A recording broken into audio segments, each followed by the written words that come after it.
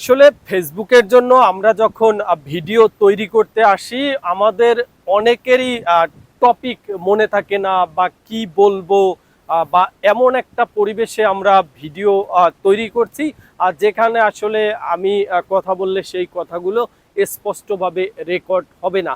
সেক্ষেত্রে অনেকেই একটু আলাদাভাবে ভিডিও বানিয়ে নিয়ে যায়, পরবর্তীতে সেটার সাথে ভয়েস অ্যাড করে। কিন্তু সেক্ষেত্রে একটা সমস্যা রয়েছে। আপনি এক মুভমেন্টে রয়েছেন, আপনার মুখ লড়ছে না, আপনি যে কথা বলছেন আর সেরকম কোনো ইমপ্রেশন নাই। সেক্ষেত্রে আপনি যদি সেই ভিডিওতে শুধুমাত্র কথা লাগিয়ে দেন, সেটা আসলে খুব একটা ভালো দেখায় না।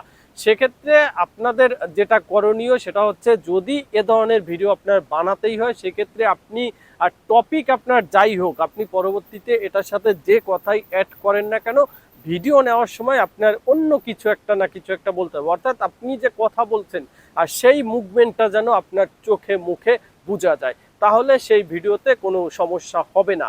আর যদি আপনার মুভমেন্টের সাথে কথার কোনো মিল না থাকে, তাহলে কিন্তু সেটা আনঅরিজিনাল কন্টেন্ট হিসাবে বর্ণনা হওয়ার সম্ভাবনা রয়েছে। কারণ ফেসবুক নতুন নতুন আপডেট নিয়ে আসছে এবং নতুন নতুন আপডেটের সাথে এ সমস্ত বিষয়ও কিন্তু যোগ করে দিচ্ছে। এ বিষয়গুলো খেয়াল রাখতে হবে।